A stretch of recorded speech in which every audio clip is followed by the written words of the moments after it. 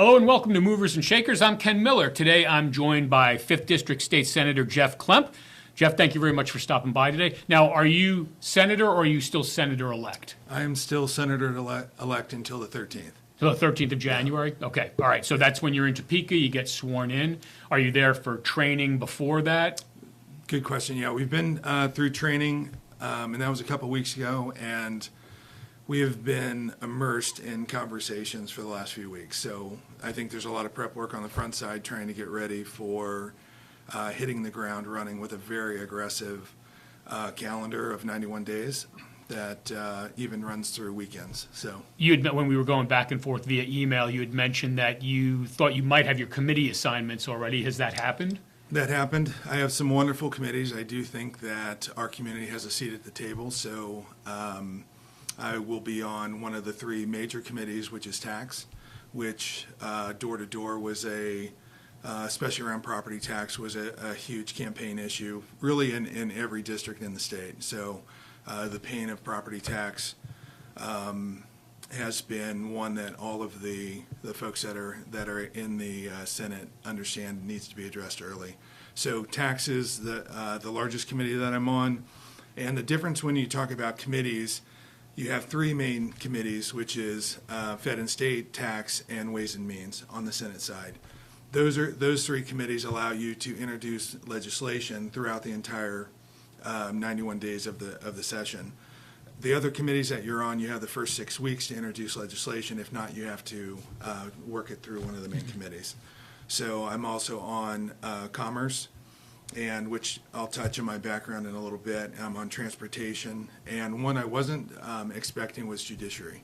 So there's a lot of movement, a lot of stuff runs through that committee as well. So I'll get to drink through the fire hose on that one. You got some good assignments for a freshman senator, for That's sure. correct, yeah. So let's take a step back before we get into the Topeka stuff, so to speak. Sure. For people who don't know Jeff Klemp, talk a little bit about maybe your roots here, your professional career. What led you to run for Kansas Senate as well? Sure, a little bit about me. I'm a fifth generation Kansan. We were here before a state was a state, and as we've evolved in our community through our family, we've been in small business and entrepreneurship really throughout all of the generations. And for me personally, I went to school. I was raised on an Angus farm out towards Easton, on your way to Atchison, and through there I moved in and went to the Catholic school system here and then graduated from Leavenworth High, was in ROTC. Attended the University of Kansas. I have an undergrad in economics, and then I actually have a master's and MBA with a focus in finance from Baker University. Mm-hmm. Always kind of cut my teeth in retail, so large retail running supply chain, global supply chains, global field operations, in managing large ships of people and budgets, and then I migrated to buying a distressed business here in town. And today we're one of the larger movers of our military families globally. We kind of focus on international. I also own an engineering firm. We build out engineering solutions for retail clients, kind of self-interactive retail. I call it a high-end vending machine, and we play in a lot of different spaces in retail. I was going to mention that because I think I saw that on LinkedIn. Yeah. It was a year or two ago. Was it the pizza distribution machine? Sure. That I saw? Yeah. That's it's a little fun fact there. A client asked us if could we craft a solution, and we crafted a solution that took a frozen pizza from finished frozen to fully cooked in less than 3 minutes without using microwave. So we collect patents on behalf of clients, and then build out the solutions for clients. So we love that space. It's a good space, and it may create at some point some opportunities here in our community to bring in some of that manufacturing. So that's a little bit about me, and I have two daughters that are starting to get out into the workforce and finishing up school, and I live here in Lansing, so I'm a huge fan of our community, and I'm pretty probably overly vocal about how we fit as a community and series of cities, whether it's Leavenworth, Lansing, Wyandotte County, Leavenworth County, into the big picture in the state. So you had asked me a question about why I jumped into this, and I was disappointed in some legislation and how our incumbent was voting on some significant pieces of legislation, and so I always have this belief of I can jump in and make a difference, or I can be a part of the system. Usually I'm behind the scenes helping folks run for office, and I decided this was a moment in time. I talked to my partners in business and my general manager, and decided this is a good time for me to put my best foot forward, and you know what, we came out on top with a victory there, and now the real work begins. Yeah, no kidding. Yeah. So, and you touched on this in your opening. You talked about property taxes, and that is no surprise that is something that you heard a lot about on the campaign trail. It's certainly something we hear about on the local level, and obviously if you read about in the media about what they're going to be facing in Topeka, what they always face in Topeka, That's right. It's property taxes. I'm interested, though, as you were on the campaign trail, September, October of this year, was there anything specifically related to property taxes that you heard from constituents when you were giving them your elevator speech? Yeah, good point.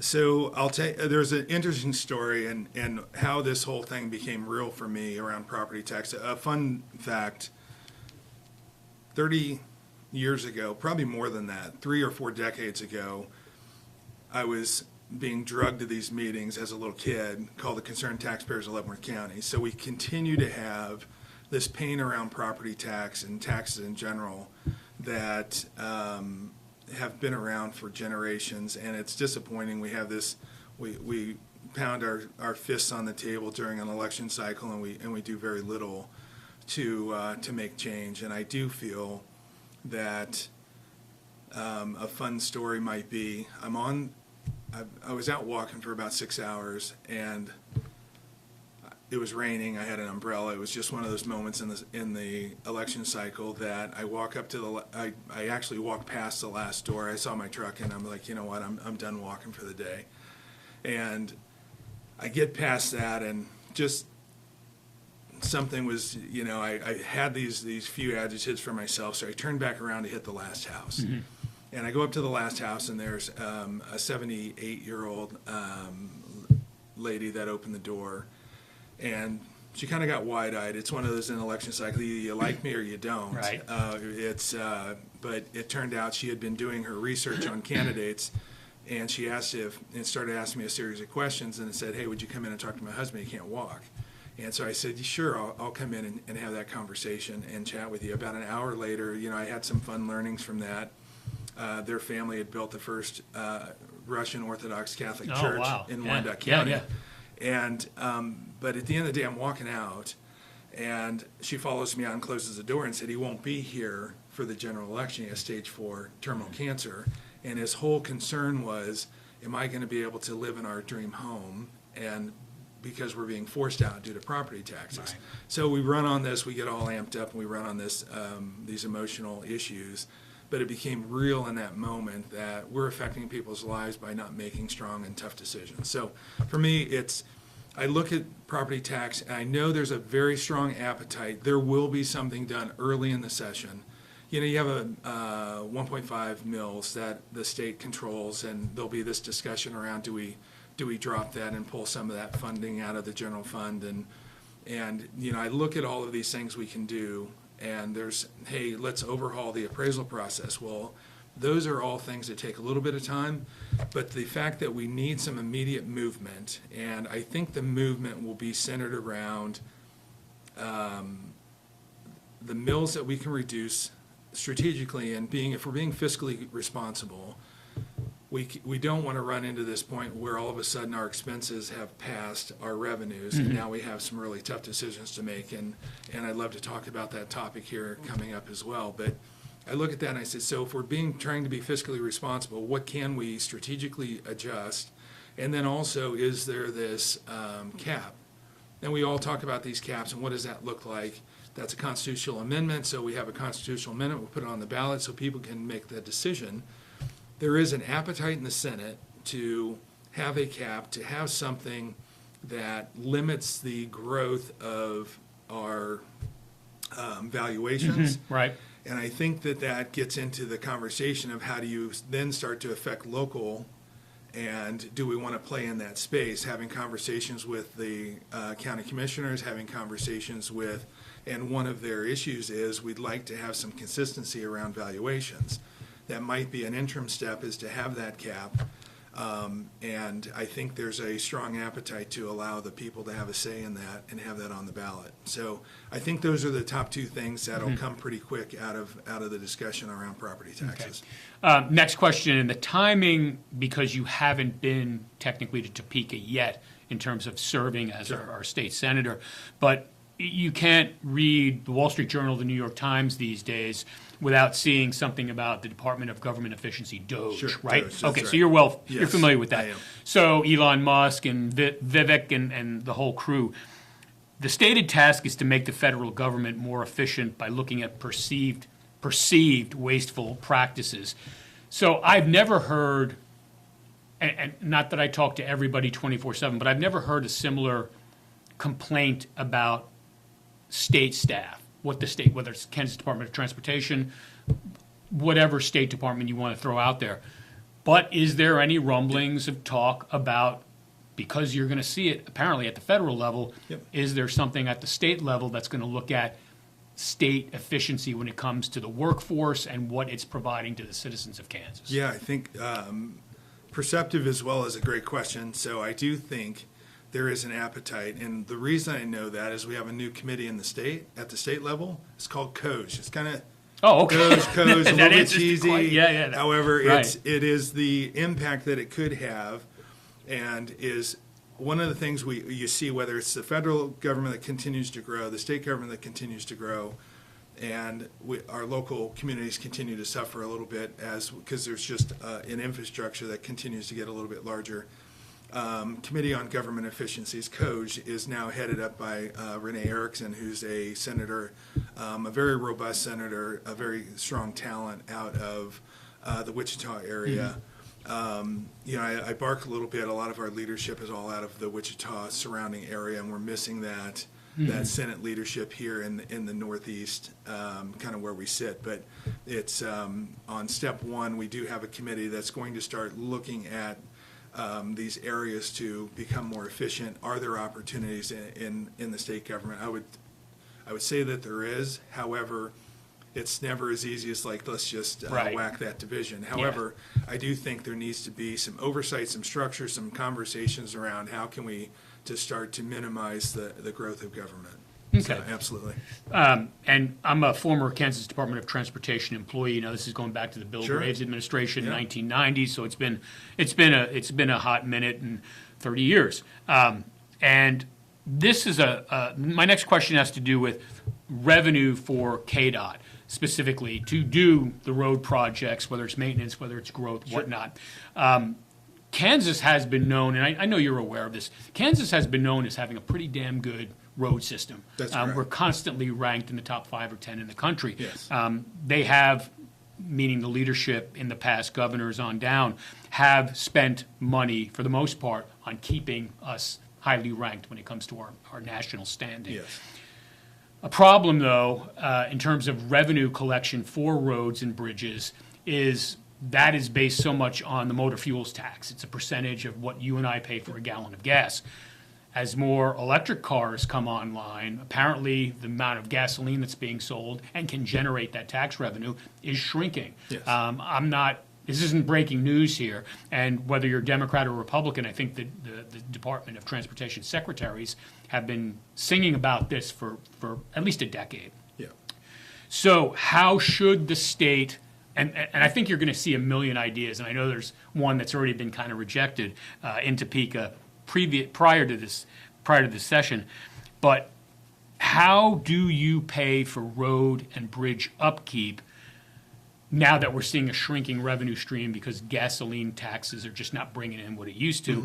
I think you guys, and I don't know at what point you participated in this, but I guess there was a road usage fee suggestion as opposed to paying revenue for gasoline consumption. It would be how many miles you and I drive. Yep. I think that's been rejected out of hand, but fill us in. I mean, where are you at on this? And if this is not the solution, have you been approached about anything else, or do you have any thoughts on how the heck are we going to pay for road Sure. and bridge upkeep? Yeah, so that's great. Yeah, we have bridges that are in need of maintenance and upkeep, as you know. So I do think that we'd like to pull out of some of those budgets and move those funds elsewhere versus focusing on how we're going to keep those bridges and bring those up to par. So I hear you on that. I also feel like I think the last time we addressed the fuel tax was, I think, 20 years ago. And I think there is a relook that's going to be needed there. I'm a fiscal conservative, so just in general, I like to be very frugal on my spend. But if we're going to have world-class roads, and I do believe that what drives and fuels people to come into our communities and businesses to come in starts with infrastructure and road infrastructure. And I'm so excited to be on transportation and on commerce because I think they're so interrelated. And they feed each other. And for us, especially here in Leavenworth, Lansing, to me, when someone asked me, well, why did you put a 1 million square foot facility, distribution center down in Tennessee when you talk about you're a Kansan? I said, well, here in my world, it's 13 stoplights or some number of stoplights to get to a major highway transportation artery. You're talking about K7. I'm talking about K7, Right. and it's a very inefficient way to move. And in our world of supply chain, it's so optimized that this inefficiency is also a safety issue. Sure. That I'm on the road, I'm hitting stoplights in a 53-foot rig that's weighs 100,000 pounds, and we're creating a moment that creates risk for our folks in our community. And I do think that there is this need to work with transportation to see where we're at on the priority list and what can we do to improve the speed at which whether it's the improvement on Highway 5, it's the commissioners are pushing for the bridge and Right, the right. road. It's there's a lot of wonderful ideas about what can help our community continue to grow because we have industrial parks that need to be filled, and that does bring in non-military types of businesses that do pay property tax. Right.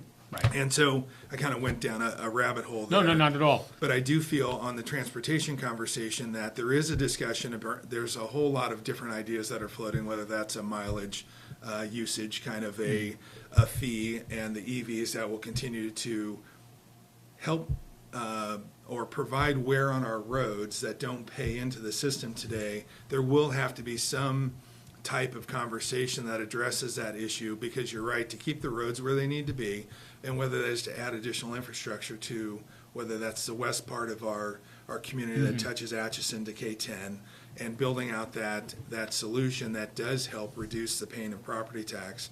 I think all of that said, it's a web of interrelated issues that also comes to, can we have a competitive tax base, and readdressing that whole thing, and then tying education in as well, that are we pumping out educated folks that can fill these positions, and we keep them in Kansas. So Very briefly, Yeah. you mentioned K5, and I know Sure. you're aware that, Yep. I want to say it was in late in 23, that KDOT announced that $35 million was going to be set aside to improve K5, basically in Leavenworth and Wyandotte Sure. County, to get us to 435 more quickly, Yes. more efficiently. That's the type of not only transportation improvement that we've worked on as a local government. That's right. So I've been here almost 20 years, since I've been here. Yeah.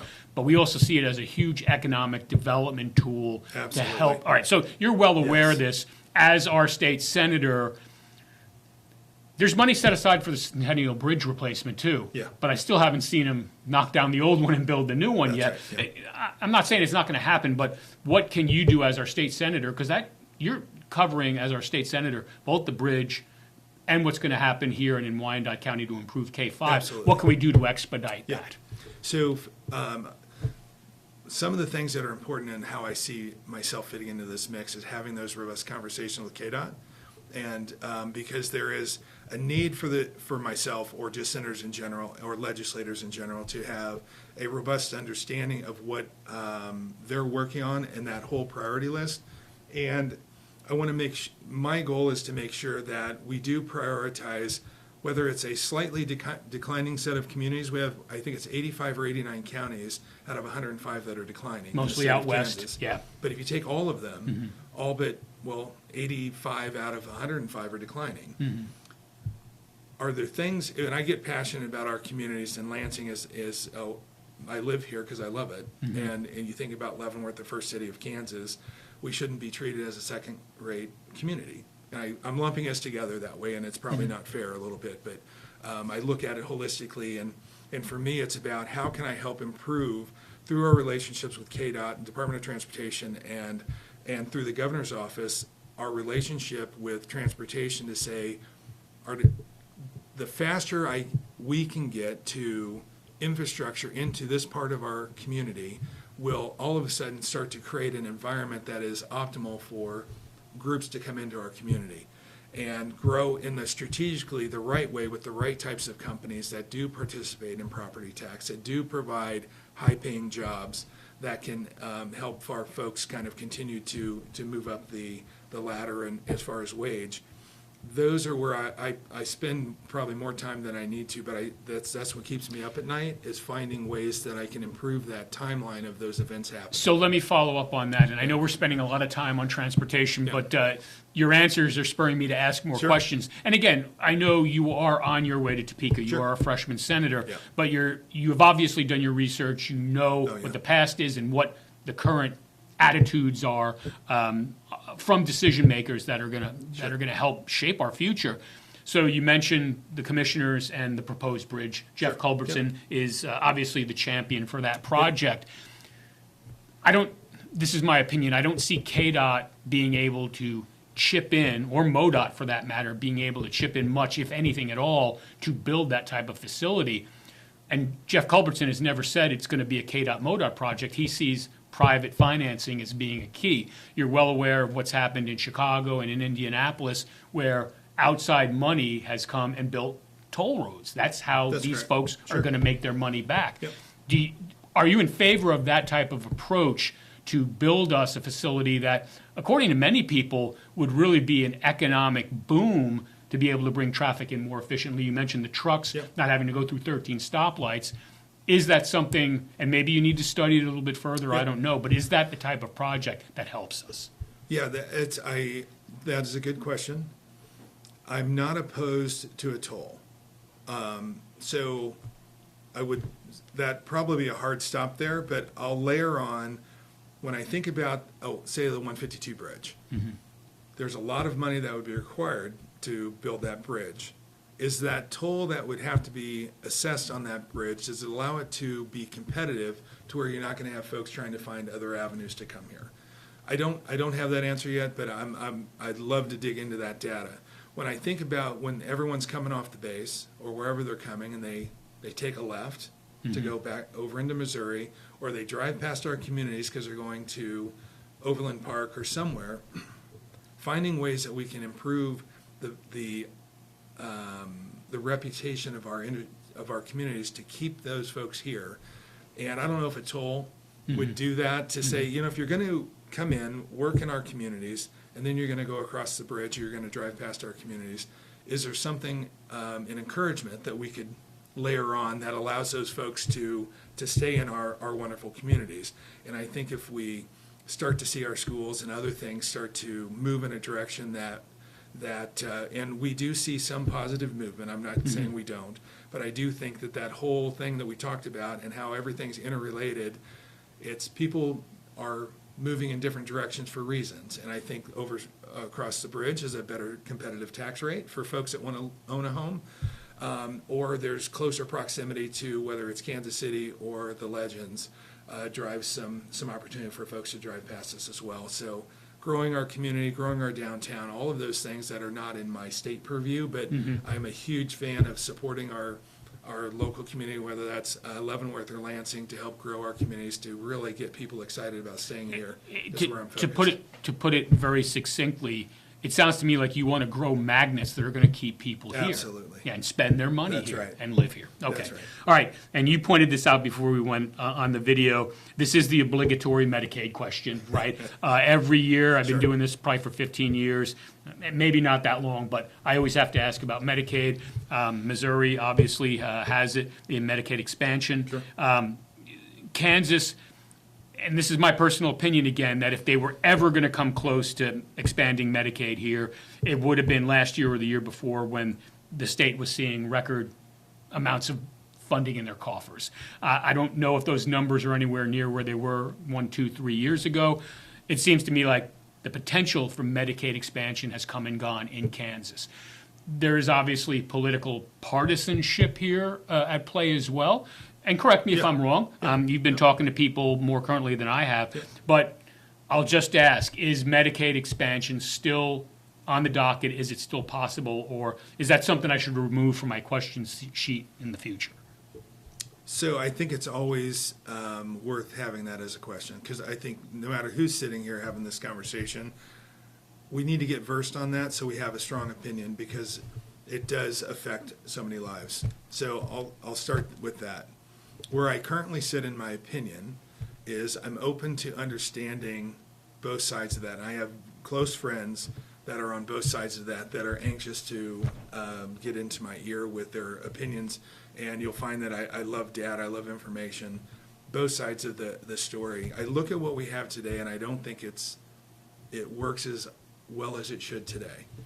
I like it when what happened last year is additional money went into the system to try and improve it. I feel it's broken today, and broken's too harsh of a word, so it's a word that's less than that. And to layer in, I think the original thought was it's 75,000 people, and I think in the reality in every state that's done this, it's almost double that. And you're going to layer in 150,000 people onto a system that's not optimal, it's not working right today. I feel like we need to spend a little energy and understand that what we have needs to be fixed and improved on today. And if we do that, it opens up a conversation to explore. That's kind of where I sit today.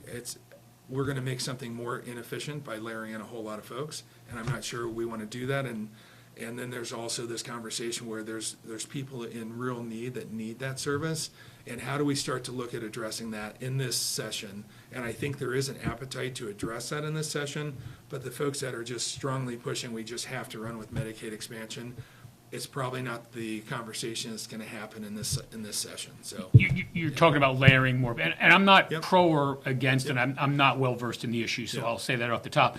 But one of the things I remember from hearing answers from both Democratic and Republican folks that I've had sitting in that chair, yes, you're going to layer more people onto a system, but you're also going to be getting more federal money to help with that. Sure. So as you know it right now, is that additional federal funding not enough to help the system as it exists now to take care of those additional people that would be eligible?